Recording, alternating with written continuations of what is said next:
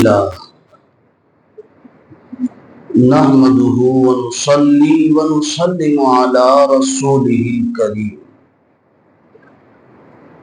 أما بعد فأعوذ بالله من الشيطان الرجيم بسم الله الرحمن الرحيم إن أول بيت وضع للناس للذي ببكة مباركا وهدى للعالمين فيه آيات بينات مقام إبراهيم ومن دخله كان آمنا صدق الله العظيم وبلغنا رسوله النبي الأمين الكريم ونحن على ذلك من الشاهدين والشاكرين والحمد للہ رب العالمین۔ برادران ملت اسلامیہ و عزیزان گرامی قدر، یہ آیت پاک گزشتہ جمعۃ المبارک کو ہم نے تلاوت کی، جس کا مفہوم یہ ہے کہ بے شک سب سے پہلا گھر، ان اول، سب سے پہلا گھر، بیت وضع للناس، جو لوگوں کے لیے بنایا گیا، للذی ببکہ، وہ مکہ میں ہے۔ تھوڑا سا ایک ہلکا سا پوائنٹ کم کر دیں، ایک دم ایک ناخن کے برابر، وہ جو بیچ میں سیٹی مار رہا ہے تھوڑا سا مائنڈ ڈائیورٹ ہو جا رہا ہے بار بار۔ درستی پڑھیں اللہم صلی اللہ علیہ وسلم، ایک دم ایک پوائنٹ سے بات۔ صلاۃ و سلام علیک یا رسول اللہ صلی اللہ تعالی علیہ وسلم۔ سب سے پہلا گھر جو بنایا گیا، للذی ببکہ، وہ بکہ یعنی مکہ ہے۔ قرآن مجید میں مکہ کو بکہ کہا گیا ہے، تو مکہ کا دوسرا نام بکہ بھی ہے، بی سے اور با سے۔ مبارکن، یہ بہت برکت والا ہے، وہدن للعالمین، اور دونوں عالم کے لیے یہ گھر راستہ دکھانے والا ہے۔ ہدایت یعنی راستہ دکھانا، یہ اس کا ترجمہ تھا۔ جب بات قرآن کی آ گئی تو عقیدہ بھی سمجھ میں آ گیا کہ ان اول، سب سے پہلا گھر مسجد حرام میں بنا، جسے کعبہ کہتے۔ یہ اس لیے میں دہرا رہا ہوں کہ بعض حضرات بار بار جو کہتے ہیں نا قبل اول، قبل اول مسجد اقصی یعنی بیت المقدس، یہ بیت المقدس یا مسجد اقصی یہ پہلا گھر کبھی تھا ہی نہیں۔ اللہ کی کتاب کے چوتھے سپارے کے پہلے صفحے میں اللہ نے فرمایا سب سے پہلا گھر جو عبادت کے لیے بنا ہے وہ ہے مکہ، جسے کعبہ کہتے ہیں، مکے میں ہے جسے کعبہ کہتے ہیں۔ چلو اس کو حدیث سے ہم اور صحیح کرتے ہیں۔ حضور صلی اللہ علیہ وآلہ وسلم سے پوچھا گیا، یا رسول اللہ صلی اللہ علیہ وسلم، جب کعبہ بنا، کعبہ جب تعمیر ہوا، جناب آدم علیہ السلام نے کعبہ جب بنایا زمین پر آنے کے بعد، تو اس کعبے میں، اس کعبے کے بننے کے بعد اور مسجد اقصی کے بننے تک کتنے وقتوں کا فاصلہ ہے؟ حضرت آدم علیہ السلام نے جو کعبہ بنایا اور مسجد اقصی درمیان میں یہ فاصلہ کتنا ہے؟ کتنا زمانہ؟ آپ نے فرمایا 40 سال کا۔ کتنے سال کا؟ یعنی خانہ کعبہ بنا، آدم علیہ السلام نے بنایا، اس کے 40 سال کے بعد مسجد اقصی کی تعمیر ہوئی۔ یہ میں اس لیے کہہ رہا ہوں کہ جیسے بعض حضرات یہ سمجھتے ہیں کہ خانہ کعبہ حضرت ابراہیم نے بنایا ہے، ایسا بھی نہیں ہے۔ خانہ کعبہ کے سب سے پہلے بانی حضرت آدم علیہ السلام، فاؤنڈر۔ اس کے بعد تعمیرات ہوئی، حضرت ابراہیم نے تعمیر ضرور کیا، لیکن سب سے پہلے بانی کون ہے؟ حضرت آدم علیہ السلام۔ اب حضرت آدم علیہ السلام سب سے پہلے خانہ کعبہ کے بانی ہیں۔ عقلاً بھی میں بات کر رہا ہوں کہ بھئی یہ تو جو دلیل تھی اپنی جگہ، عقلاً بھی بات کر رہا ہوں۔ حضور نے جو فرمایا 40 سال کے بعد مسجد اقصی بنی ہے، عقلاً بھی بات سمجھ میں آتی ہے کہ بھئی جیسے کچھ لوگ یہ گمان کرتے کہ حضرت ابراہیم نے خانہ کعبہ بنایا ہے، ویسے ہی کچھ لوگوں کا گمان یہ ہے کہ مسجد اقصی حضرت سلیمان نے بنائی ہے۔ یہی نا، یہی سمجھتے رہے اب تک کہ حضرت سلیمان علیہ السلام نے بیت المقدس یہ مسجد اقصی بنائی۔ ایسا نہیں، جناتوں کے ساتھ مل کے حضرت سلیمان نے اس کی توسیع ضرور کی ہے، لیکن یہ مسجد اقصی حضرت سلیمان علیہ السلام کے تقریباً 5 یا 8 ہزار سال پہلے ہی، اور بلکہ پہلے کسی نے 15,000 سال لکھا ہے، یعنی 10,000 سال پکڑ کے چلو۔ حضرت سلیمان علیہ السلام حضرت آدم علیہ السلام نے جو وقت تھا نا، ٹائم پیریڈ، وہ کم و بیش 10,000 سال کا تھا۔ اور حضور کیا فرما رہے ہیں؟ خانہ کعبہ کے بننے کے بعد، یعنی آدم علیہ السلام نے خانہ کعبہ بنایا اور اس کے بننے کے 40 سال کے بعد مسجد اقصی کی تعمیر ہوئی۔ کس نے بنایا؟ مسجد اقصی بھی حضرت آدم علیہ السلام نے ہی بنائی ہے۔ بھئی ان کی عمر تقریباً 1,000 سال کے آس پاس کی تھی نا، 800 900 سال، 1000 سال، تو 40 سال کے بعد اگر مسجد اقصی کی تعمیر ہوئی ہے تو حضرت سلیمان نے نہیں، حضرت آدم علیہ السلام نے بھی اسے بنایا ہے۔ سلیمان علیہ السلام تو ہزاروں سال کے بعد آئے، اس کی توسیع آپ نے فرمائی۔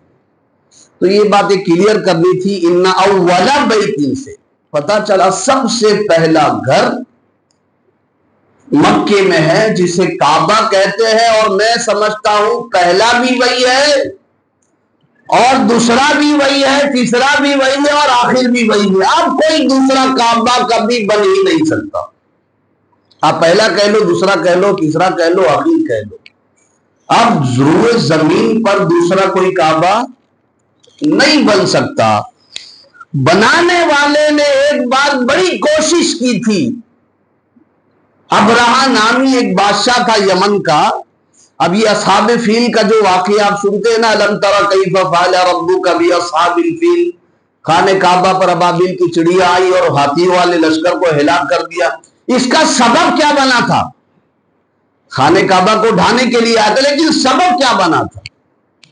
سبب یہ بنا تھا کہ خانہ کعبہ کے تعمیر ہونے کے بعد حضرت ابراہیم علیہ السلام نے جو خانہ کعبہ تعمیر فرمایا، پھر اس کے بعد اور شہرت بڑھتی گئی، تجارتی قافلہ مکے میں آنے لگا، مال و دولت کی فراوانی ہونے لگی، تو یمن کا ایک بادشاہ ابرہہ، اس تک یہ خبر گئی کہ مکے میں ایک ایسا گھر بنا ہے جس کی وجہ سے لوگ وہیں جاتے ہیں، تاجر حضرات وہیں جاتے، بزنس وہیں بڑھ رہا ہے، ترقی وہیں ہو رہی ہے، تو ایسا کرتے ہیں یمن میں ایک کعبہ بناتے ہیں، یمن میں ایک کعبہ بناتے ہیں اور اس سے عالی شان بنائیں گے، اس سے خوبصورت بنائیں گے، دنیا کی ہر چیز رکھیں گے اس میں۔ اس نے یمن میں ایک کعبہ بنایا۔ کعبہ بولنے کے لیے، آپ کو سمجھانے کے لیے، ورنہ کعبہ تو کعبہ ہی، کعبہ تو ایک ہی ہے۔ تو اس نے ایک نقلی کعبہ بنایا اور بہت تزین آرائش کے ساتھ، طرح طرح کے اس میں جھومر لگائے، اگل بغل باغات، نہریں، سب بنا دیا اس نے، اچھے سے اچھی چیز رکھا اور سہولت کی ساری چیز رکھا اس نے اس وقت، کہ لوگ جو ہے نا کم از کم اسی لالچ میں اس کعبے کو چھوڑ کر کے یہیں چلے آئیں گے۔ اس کو کیا پتا تھا، آپ دوسرا نقلی کعبہ بنا کر ایک سے ایک آسائش کی چیز اس میں لگا دو، دنیا بھر کے آرام دینے والا مہنگے سے مہنگا پتھر لگا دو، لیکن وہ روحانیت کہاں سے لاؤ گے جو خانہ کعبہ میں موجود ہے؟ دیکھنے تو خانہ کعبہ بہت چار دیواری تو ہے، اور کیا ہے، ہاں اس سے تو کہیں زیادہ بہتر بظاہر اس نے بہت خوبصورت بنایا تھا، عالی شان، لیکن پھر بھی کوئی نہیں آ رہا تھا۔ کیوں نہیں آ رہا تھا؟ اس لیے کہ جو روحانیت خانہ کعبہ میں ہے دنیا کے کسی گھر میں نہیں ہے، اور جو یہاں کے گھر کے سفر میں مزہ ہے کسی سفر میں مزہ نہیں ہے۔ خانہ کعبہ کا سفر سب سے اچھا سفر ہے، اللہ کرے سفر ہمارے مقدر میں۔ تو اس نے گھر بنایا نا جب یمن میں ابرہہ بادشاہ نے، تو قریش کے ایک شخص کو پتا چلا کہ بھائی ایسا ایسا کعبہ بنا ہے، تو بولے چلو میں دیکھتا ہوں ذرا. وہ دیکھنے کے لیے گیا ارادے سے، قریش کا ایک تھا، اور دیکھا اس نے بڑا خوبصورت بنایا تھا اس نے.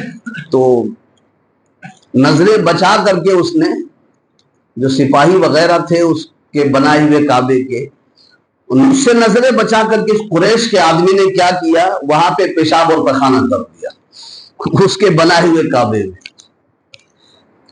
اس کی ایک وجہ تھی، پیشاب پخانہ کر کر کے یہ بتانا مقصد تھا ابرہہ بادشاہ کو، ایک وہ کعبہ ہے جو اللہ کے حکم سے بنا، اس لائق ہے کہ فرشتے بھی اس کا طواف کرتے ہیں، اس لائق ہے. اور ایک تیرا بنا ہوا گھر ہے جسے تو کعبہ کر ہے، یہ اس لائق ہے کہ یہاں پیشاب اور پخانہ کیا جائے. وہ پیشاب پخانہ کر دیا. اب اس کا دماغ خراب ہو گیا ابرہہ بادشاہ کا. تب وہ ہاتھی والا لشکر لے کر چڑھا. جب اسے پتا چلا نا کہ یہاں پہ کس نے کیا ہے، تو اس کو تو قتل کر دیا بعد میں اس نے. لیکن اس کا دماغ خراب تھا کہ اسی کعبے کی وجہ سے ہمارے کعبے میں پیشاب پخانہ کوئی کر کے گیا، بس اسی کعبے کو ہم ڈھائیں گے. تو اسی کعبے کو گرانے کے لیے ابرہہ بادشاہ ہاتھیوں کا لشکر لے کر پہنچا تھا. اب سمجھ میں آئی پوری بات؟ تو کعبہ صرف ایک ہی ہے، اسی کو آپ دوسرا کہو تیسرا کہو، وہی اول ہے وہی آخر ہے. اب روئے زمین پر کوئی دوسرا کعبہ بن ہی نہیں سکتا. بھلے آپ الیکشن میں اس کو مدعا بناتے پھرو کہ ہم بنگال کی سرزمین پر دوسرا کعبہ بننے نہیں دیں گے. جی سمجھ لیں نا میری بات. ایک اورنج والا آدمی بیچارہ، اوپر سے کلنگڑ ہے، نیچے سے پورا پھنٹا کی بوتل ہے، وہ ٹکلا ہوا وہاں پر آ کر کے اس کو پتا ہی نہیں ہے تو کیا بنانے نہیں دے گا کعبہ بنگال میں. دنیا کی خوبصورت سے خوبصورت جگہ پر کی اگر کوئی کعبہ بنانا چلے گا تو وہ کعبہ بنا ہی نہیں سکتا، یہ اللہ کا حکم ہی نہیں. وہ اعلان کر رہا ہے کہ ہم بنگال میں دوسرا کعبہ بننے نہیں دیں گے، حضرات ہمیں ووٹ دو. اور ان کا دھندا مسلمانوں سے ہی چل رہا ہے. ان کی روزی روٹی مسلمان، جب تک یہ مسلمانوں کو اسلام کو ٹچ نہیں کریں گے نا، ان کی روزی روٹی نہیں چلنے والی. کعبہ ہم بولے بنگال میں نہیں بننے دیں گے. ابھی تم کیا بننے نہیں دو گے؟ قدرت نہیں چاہا. ان اولا، سب سے پہلا وہی ہے، سب سے آخر بھی وہی ہے. آخر بھی وہی ہے.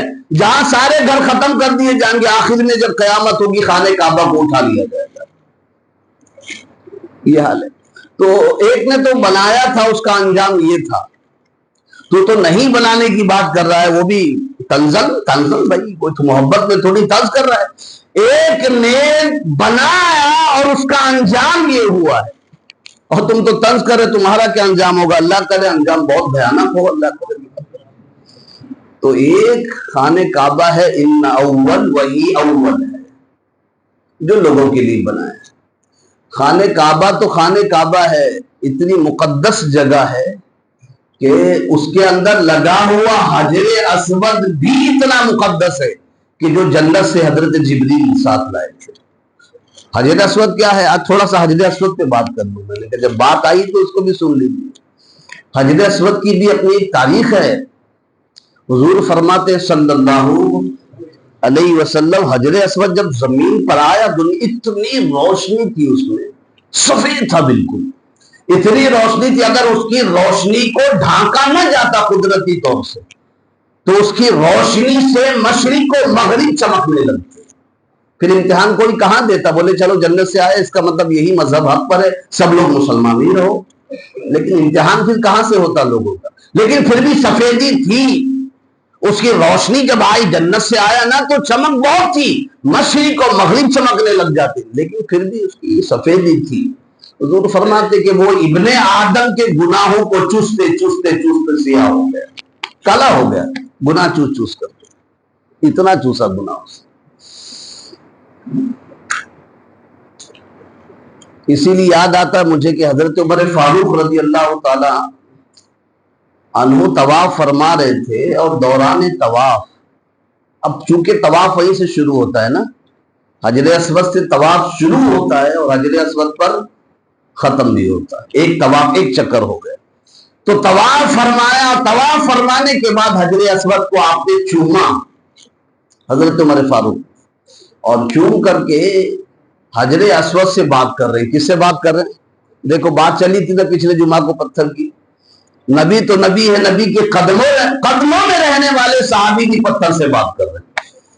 حجر اسود کو چومنے کے بعد کہتے ہیں حجر اسود مجھے معلوم ہے تو نہ مجھے نفع پہنچا سکتا ہے اور نہ نقصان پہنچا سکتا ہے. نہ کوئی تو نفع پہنچا سکتا ہے نہ نقصان, بس میں تجھے چوم اسی لیے رہا ہوں کہ میرے مصطفیٰ نے تمہیں چوما ہے. یہ لب جو لگا رہا ہوں نا تجھ پر ہے حجر اسود, وہ اس لیے لگا رہا ہوں کہ تجھ پر میرے مصطفیٰ کریم کے لب لگے ہوئے, اس لیے اپنا لب لگا رہا ہوں, ورنہ تو نفع بھی نہیں دے سکتا اور نقصان بھی نہیں. قریب میں حضرت علی تھے, مولا علی تھے, اور سن لیا. کہا کہ عمر یہ نہ کہو کہ نفع اور نقصان نہیں پہنچا سکتا. حجر اسود نفع بھی دیتا ہے اور نقصان بھی. یہ نہ کہو. مولا علی کا جہاں تک علم پہنچا تھا کیا کہنا, جو وہ سمجھ رہے تھے کوئی کیا سمجھے گا. بعد میں حضرت عمر فاروق نے اعتراف بھی کیا جب انہوں نے جواب دیا, اور اعتراف بھی کتنا بڑھیا تھا, بہت اچھا تھا. کہا عمر یہ نہ کہو کہ حجر اسود نفع نہیں پہنچا سکتا یا حجر اسود نقصان نہیں پہنچا سکتا. کہا نفع تو اتنا پہنچاتا ہے, اتنا پہنچاتا ہے کہ جب کوئی ایمان والا اسے چومتا ہے نا اپنے لبوں سے تو اس کے سارے گناہوں کو چوس لیتا ہے. حجر اسود کو جیسے ہی ایک ایمان والا لب لگاتا ہے نا, بھائی نہیں لب لگانے کا موقع ملے تو جھگڑا کر کے آگے مت بڑھو کہ گناہ میرے ختم ہو جائیں گے, الٹا وہ گناہ بڑھ جائے گا. آئی بات سمجھ میں؟ ایک گناہ کا وہاں پہ 1,00,000 گناہ کے برابر. وہ کچھ لوگ جھگڑا کر کے وہاں چومنے جاتے, بولے دھکا دے کے جائیں گے لیکن حجر اسود کو چوم لیں گے. تو چلے تھے گناہ معاف کرانے کے لیے, اور ایک مومن کو دھکا دے دے گا جو گناہ پڑا وہ تب معاف ہوگا. اس کو کہاں ڈھونڈو گے آپ؟ یمن کا تھا کہ ترکی کا تھا کہ انگلستان کا تھا, کہاں ڈھونڈو گے معافی مانگنے کے لیے؟ اسی لیے حکم یہ ہے کہ اگر چومنا نصیب نہ ہو لب سے تو آپ دور ہی سے کم از کم ایسے استعلام کر لیں, ایسے کر کے, ہے نا, تاکہ کسی ایمان والے کو تکلیف نہ پہنچے آپ کے دھکے مکے سے. ہاں اگر آرام سے مل جاتا تو ٹھیک ہے. مولا علی نے فرمایا عمر یہ نہ کہو کہ نفع نہیں دیتا, نفع تو اتنا دیتا اگر کوئی اسے چوم لے تو اس کے گناہ جو ہے نا وہ سارے حجر اسود چوس لیتا ہے. اور پھر فرمایا نقصان کیسے پہنچاتا ہے؟ کہا نقصان, کہا جب بے ایمان اسے چومتا ہے تو اللہ کرے آپ کے دماغ کی بتی جل جائے. کچھ لوگ کہتے ہیں نا کہ بھائی وہاں تو بے ایمانوں کا داخلہ منع ہے, صرف ایمان والے جاتے ہیں نا. بے ایمانوں کا داخلہ وہاں منع ہے, گئی ہے نا, صرف ایمان والوں کا داخلہ ہے. تو حضرت علی کیا فرما رہے ہیں؟ یعنی 1400 سال کے بعد, کم و بیش 1350 سال بعد کہ نگاہ علی دیکھ رہی تھی کہ ایک وقت وہ آئے گا کہ اس حرم میں بے ایمان بھی گھوم گھوم کر چومتے ہوں گے حجر اسود. جی صاحب, وہ اوپر سے تو ایماندار ہوں گے لیکن اندر سے پورے بے ایمان ہوں گے. جی اب مجھے زیادہ سمجھانے کی ضرورت نہیں ہے. مولا علی فرماتے کہ ایمان والا چومے گا تو اس کے گناہ جو ہے نا وہ چوس لے گا. اور نقصان فرمائے جب کوئی بے ایمان اسے چومے گا تو کیا ہوگا؟ وہی جو ایمان والے کے گناہ چوسا تھا نا اس نے, وہ اس کو اٹھا کر کے بے ایمان کے کھاتے میں ڈال دے گا. تو نقصان اسے ہوا کہ نہیں بے ایمان کو؟ تو پتا چلا ہاں بے ایمان بھی گھومتے چومنے کے لیے. جی اب اللہ اس کا رسول ہی بہتر جانے کہ کون ایماندار ہے کون بے ایمان ہے. تو کیا حضرت عمر فاروق نے کیا جملہ کہا تھا جب یہ سنا نا کہ اتنی بڑی بات علی نے کہہ دی ہے؟ کہا کہ پھر اے علی میں اللہ کی پناہ مانگتا ہوں اس دن سے کہ جس دن عمر رہے اور آپ کا سایہ نہ رہے. عمر رہے یعنی میں موجود رہوں اور آپ ہم میں نہ ہوں, یعنی اے علی میں دعا کرتا ہوں کہ آپ کے سائے میں ہمیں مرنا نصیب ہو, یعنی آپ موجود رہیں میں نہ رہوں. اس دن سے پناہ مانگتا ہوں اے علی, اس دن سے پناہ مانگتا ہوں کہ جس دن آپ نہ رہیں اور عمر رہے, یعنی عمر چلا جائے مگر آپ کا سایہ امت مسلمہ پر باقی رہے. اتنا بڑا راز مولا علی نے کھولا. تو یہ حجر اسود کی بات تھی.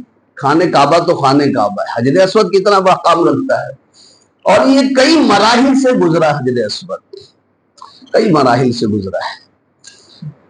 یہ کئی بار ٹوٹ پھوٹ، یہ جو ٹوٹ پھوٹ آپ دیکھتے ہو نا، حجر اسود کو آپ نے دیکھا ہوگا بہت قریب سے، اور کچھ لوگوں نے خوردبین سے دیکھا ہے، اس میں 5-6 پتھر کے ٹکڑے ہیں، اصل میں یہ بڑا تھا، ایک فٹ کا تھا، تقریباً 1 فٹ کا، وہ ٹوٹ پھوٹ کا شکار ہوا۔ وہ کیسے ہوا اس کو بھی سمجھنا ضروری ہے نا، کہ اب یہ اتنے چھوٹے چھوٹے کنکر تو ہے، میں نے غور سے دیکھا جنت سے اتنا ٹکڑا ہی آیا تھا کیا؟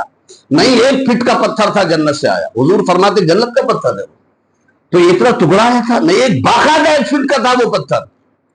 سن 1300 ہجری میں، 300 ہجری میں، استغفر اللہ، سن 300 کچھ ہجری میں، یعنی حضور کے تقریباً 303 ہجری، حضور کے پردہ فرمانے کے 350 یا 300 سال کے آس پاس، 303 ہجری، 300 ہجری گزر گئی تھی، تقریباً 300 ہجری کے آس پاس ابو طاہر نامی ایک شخص، اس نے مکے پہ حملہ کیا، اور حملہ کرنے کے بعد کئی حاجیوں کو شہید کیا۔ 8 ذی الحج کو اس نے حملہ کیا مکے پہ، ابو طاہر،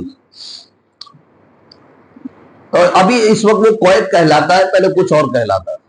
اس نے حملہ کیا اور خانہ کعبہ کو آگ لگا دی، توڑ پھوڑ کی، بہت شرارت مچائی، اور اس کے بعد وہ حجر اسود وہاں سے اکھاڑا، وہ پتھر جو 1 فٹ کا تھا، جو ٹکڑوں میں ہے 1 فٹ کا تھا، اسے اٹھایا اور اپنے شہر لے گیا۔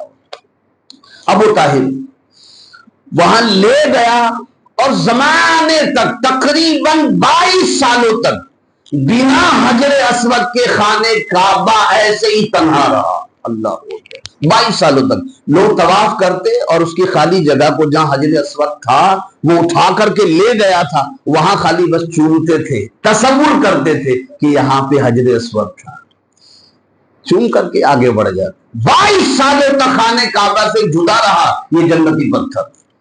پھر ایک وقت آیا کہ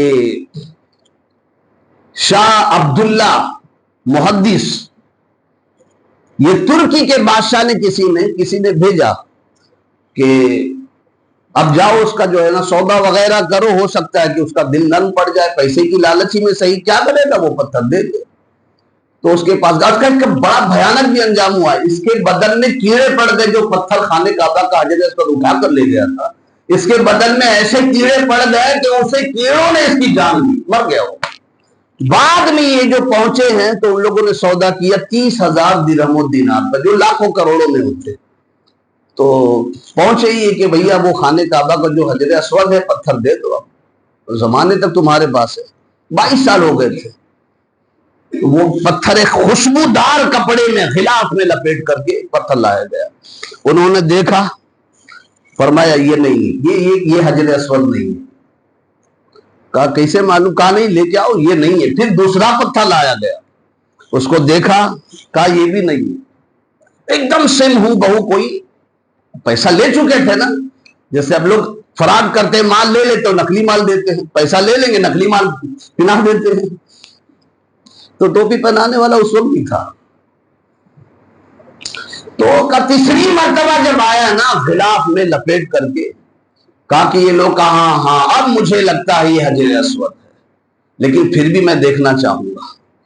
تو کیا کیا انہوں نے، پانی کا بول منگوایا، پانی بھر کر کے، اور وہ 1 فٹ کا جو حجر اسود تھا جنتی پتھر، اس کو پانی میں ڈالا گیا، اور پانی میں ڈالا گیا، دیکھا لوگوں نے اتنا وزنی پتھر وہ پانی پر تیر رہا تھا، پانی پر تیر، نیچے نہیں اترا، پانی کا بال بڑا سا تھا، تھالا منگوایا یا پتیلی جو بھی منگوایا، وہ نیچے پتھر کی کیا خصلت ہے، پانی میں ڈالو گے نیچے چلا جائے گا، وہ تیر رہا تھا۔ پھر اس کے بعد نکالا، اور نکالنے کے بعد آگ روشن کی گئی، آگ روشن کی گئی، بھڑکتی ہوئی آگ میں حجر اسود کو ڈالا گیا، بھڑکتی ہوئی آگ، حجر اسود کو جب ڈالا گیا بہت دیر تک آگ اس کو لیتی رہی، تھوڑی دیر کے بعد جب نکالا تو اس پر ایک آنچ بھی نہیں آئی تھی، وہ پتھر پہلے سے زیادہ ٹھنڈا تھا۔ اب وہاں کے لوگوں نے حیرت سے پوچھا، ہے عبداللہ محدث، آپ کو یہ کیسے پتا چلا کہ یہی حجر اسود ہے اور اس کی یہ شان ہے؟ کہا میرے نبی نے سینکڑوں سال پہلے ہی فرما دیا تھا کہ حجر اسود کی خاصیت یہ ہے کہ نہ یہ پانی میں ڈوبے گا، نہ اسے آگ کوئی نقصان پہنچا سکے گی، نہ کوئی آگ جلا پائے گی، گرم بھی نہیں کر پائے گی، جلانا تو دور کی بات ہے، اور نہ کبھی یہ پانی میں ڈوب سکتا ہے۔ تو اسی وقت میں سمجھ لیا یہی حجر اسود۔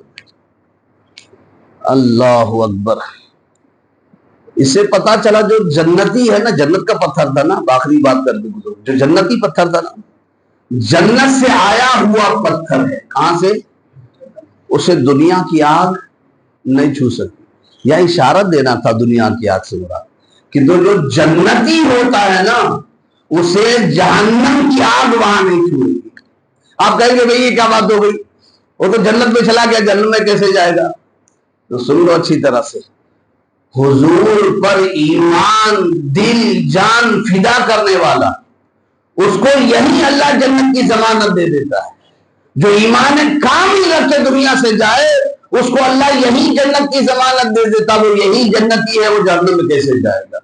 اس لیے کہ حدیث پاک کا جملہ ہے، اس کو شیخ نے بڑے اچھے انداز میں کہا ہے کہ جہنم سے جب ایک جنتی، اس کے اوپر جو پل بنا ہے نا، پل بنا ہوا جسے صراط کہتے ہیں، اس پر سے جب کوئی گزرنے والا گزرے گا نا، حضور کا عاشق، اللہ کا خاص نیک بندہ، تو حدیث پاک کا جو مفہوم ہے یہی ہے کہ جہنم کی آگ اس سے کہے گی کہ جلدی جلدی گزر جا، کہ تیرے گزرنے سے میری آگ ٹھنڈی ہو جا رہی ہے. یہ اسی وقت پتا چل جائے گا، جہنم میں تو جانا ممکن ہی نہیں ہے اس وقت، اسی وقت پتا چل جائے گا. اس لیے شاعر نے کہا میں غلام مصطفیٰ ہوں میری عظمتیں نہ پوچھو، میں غلام مصطفیٰ ہوں میری عظمتیں نہ پوچھو، مجھے دیکھ کر جہنم کو بھی آ گیا پسینہ. یہ حجر اسود کی ایک تھوڑی مختصر سی تاریخ تھی، میں نے کہا تھوڑا آپ کے سامنے رکھ دوں. اللہ پاک اسے ہمیں بھی بوسہ لینے کی توفیق عطا فرمائے. اور جو ہے حجر اسود کی ایک اور چیز خاص بات رہ جاتی، یہ پتھر جب لے کے وہاں سے چلا آیا خانہ کعبہ میں، جانتے ایک بیمار کمزور اونٹنی پر 1 فٹ کا پتھر، زیادہ تو 1 فٹ، بیمار کمزور اونٹنی پہ اس پتھر کو رکھا گیا نا، جب ایسی ہوا سے بات کرنے لگی کہ ساری اونٹنیاں پیچھے ہو گئی. یہ بھی تاریخ میں آتا ہے. وہ کمزور اونٹنی تھی، یہ بھی خصلت تھی کہ حجر اسود جس پر رکھا جائے گا اس کی رفتار بڑھ جائے گی. وہ کمزور اونٹنی بھاگنے لگی، اور تاریخ میں یہ بھی آتا ہے کہ جب حجر اسود کو وہاں سے اکھاڑ کر کے اور وہ اپنے ملک لے کے جانے لگا نا، تو 40 اونٹنیاں بدلنی پڑی. جس اونٹنی پہ وہ حجر اسود رکھا جاتا نا، جس اونٹنی پر، وہ اونٹنی اسی وقت دم توڑ دیتی، اس کا بوجھ اتنا بڑھ گیا تھا. اتنا 1 فٹ کا پتھر، اور جاتے وقت اتنا ہلکا ہو گیا تھا، ہوا سے اونٹنی بات کر رہی ہے. تو جاتے وقت تو تھا نا وہ توڑ پھوٹ کا شکار ہو گیا تھا. بعد میں ٹکڑوں میں ہی صحیح، بعد میں اس کو لایا گیا، اور پھر خانہ کعبہ میں جو آپ دیکھ رہے ہیں آج بھی اسی حالت میں. اللہ پاک ہمیں اس کی زیارت کی توفیق عطا فرمائے. السلام علیکم ورحمۃ اللہ وبرکاتہ.